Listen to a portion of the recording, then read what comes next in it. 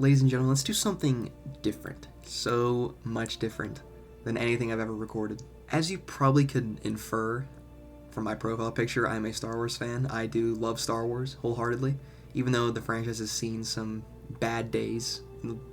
Well, not even bad days, bad years from the past 6 years, I'd say. But let's do something fun. Let's do something new. I'm not sure how original this video idea is, but I thought with the timing of all this, it'd be pretty relevant. So let's get started. After Maul's Shadow Lord's conclusion, I think it is time to revisit a critical scene in Maul's life, which is the last scene he canonically was ever in, but we'll talk about that soon. Maul Shadow Lord, which I will now refer to only as Shadow Lord, explores Maul's character to depths that we have not seen before on the screen. He is different. So much different. He's still that brutal animal that we know him to be, but he becomes more sensible. His killing is calculated and cold. To be honest, that is what we love about Maul. He's a stone-cold killer, and he embodies everything that the Sith stand for. Also, what George Lucas is trying to teach us. Maul is chock full of hatred. After all, it is the only thing that keeps him alive after Obi-Wan slices him in half. What I'm here to talk about is how Maul's death is the most beautifully crafted death scene in all of Star Wars. It blends years of storytelling and parallels all into one scene, which is the utter culmination of the character and his lesson, which is, we all have that terrible side in us, a hatred that consumes everything else and does not let go. As a boy, Maul was ripped from his mother's arms by Sidious and trained to be a weapon. Everything was taken from him, and that is what we see in Maul's vision in the tunnel, which I don't think that's what actually happened at all. I think it was just Maul hallucinating in order to be more hateful and angry, which I think helps the thesis of this video pretty well here. But yeah, well, it's classic Sith stuff, but we'll continue. Sidious killed his brother, ordered his people on Dathomir to be butchered, and Obi-Wan ruined his life. Maul really has absolutely nothing going for him that would make him even want to live, except hate. What we can infer from Shadow Lord is that whatever happens with Devon and Crimson Dawn does not work out, because when we meet Maul in Rebels, he's just an old hermit, scrounging by and trying to stay alive. Of course he schemes to try and make Ezra his apprentice. He betrays Ahsoka and Kanan at the temple, because that is what we know Maul to be. He's a Sith, and that is his nature. But after he loses at the temple, there is nothing left for him except to find Obi-Wan.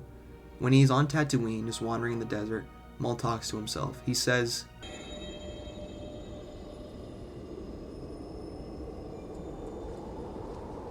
"Lost. I am lost. And yet, I can feel his presence. So close, so close. I can see him in my mind's eye. Kenobi.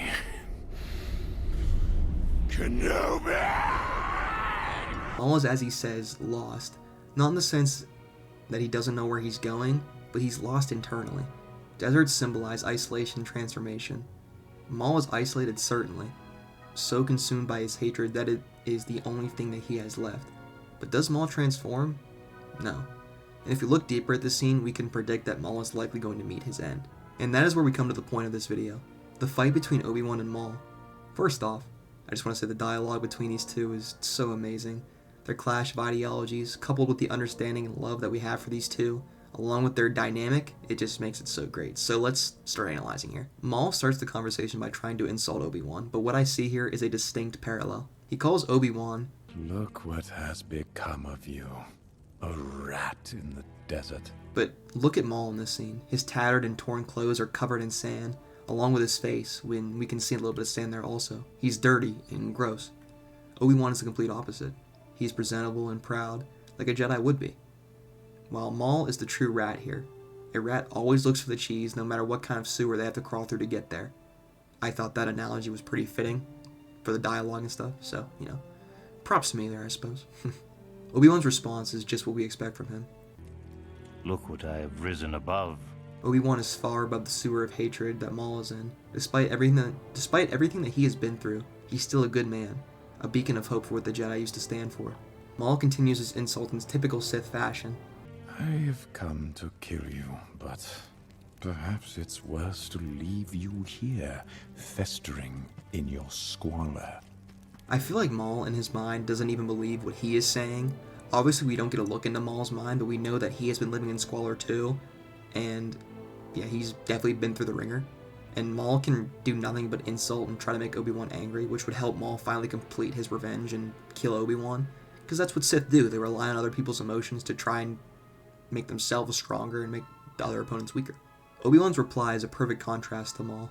If you define yourself by your power to take life, a desire to dominate, to possess, then you have nothing.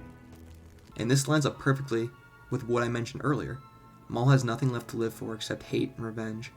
At this point, it has consumed him completely. Maul's eyes narrow in rage, and he ignites his lightsaber and yells, And what do you have? and Maul is equally angry at Obi-Wan and himself here, I think. Obi-Wan's words are a brutal reminder to what Maul has lived up his entire life to this point.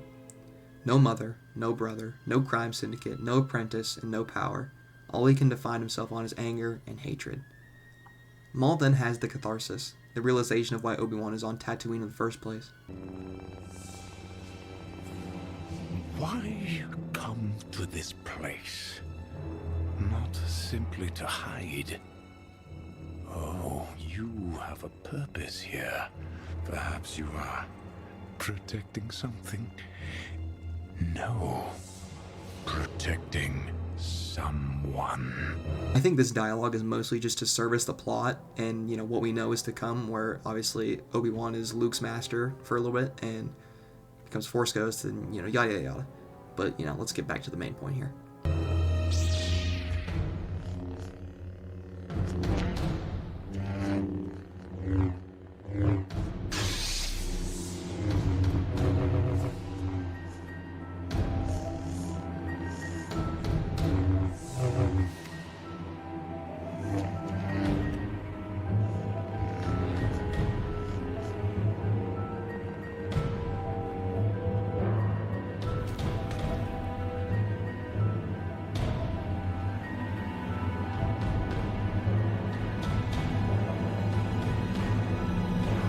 Obi-Wan then ignites his lightsaber, and look how he poses here. I think this is very important.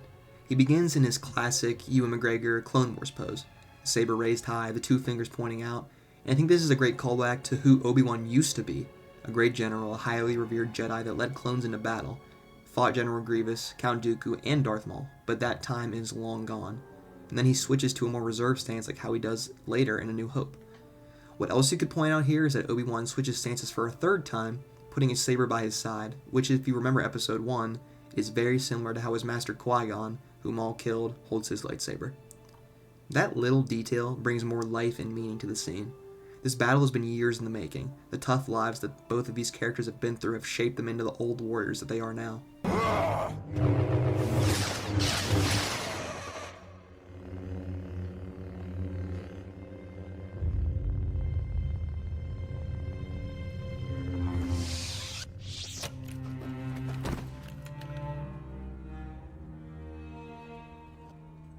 The fight then begins. A few quick slashes from Maul in his usual aggressive Ataru style that are blocked from Obi-Wan's trademark Sarisu. Maul goes for the finishing blow early, just like how he did to Qui-Gon, but Obi-Wan is older and wiser and knows Maul is overly proud. It is just such great storytelling to kill Maul this way. He tries to pull a fast one on Obi-Wan, putting him down the way he did to Qui-Gon, but it doesn't work. Maul is caught in the past, consumed by his hatred, and he pays the price for it. We can see that Obi-Wan's hate for Maul is completely gone. The grudges that he held are no longer there, as when he deals the killing blow, he holds Maul as he dies. The last bit of dialogue is crucial to understanding the lesson of Maul's character. As he is reaching his end, Maul asks, Tell me, is it the chosen one? He is.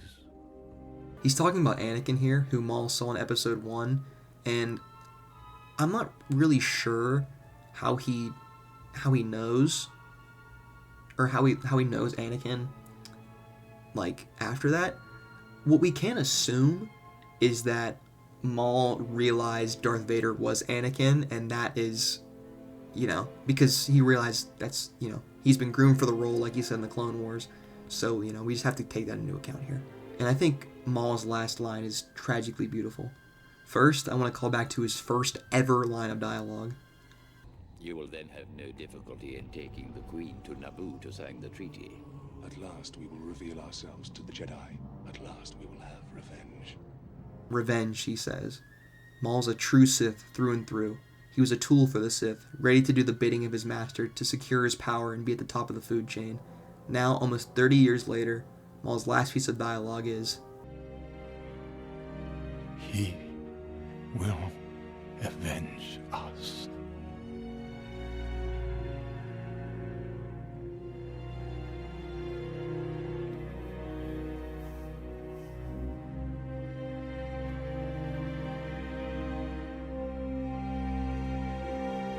and this completely contrasts who Maul was then. The hatred has bubbled within him for so long, and when it finally spills out, Maul realizes that nothing really mattered because of how much his life was bent out of shape by Palpatine. In his last moment, in the arms of his greatest enemy, he wants to be avenged. He and Obi-Wan were victims of Palpatine. Maul is unable to let go of the hate, dying as a sort of martyr, a sign of what happens when we are unable to let go. In contrast, Obi-Wan is able to let go. He put his old life behind him, and the two are such great parallels, and it shows in this scene. Darth Maul was one of the greatest Star Wars characters of all time, and his death scene is, in my opinion, the best one in the franchise. The culmination of 30 years of storytelling, the amazing callbacks, and the lesson of not being able to let go makes it so great. So don't be like Maul. Learn to let go of rage and hate, otherwise, it might just consume you until there is nothing left but a pit of anger and despair. Thank you for watching.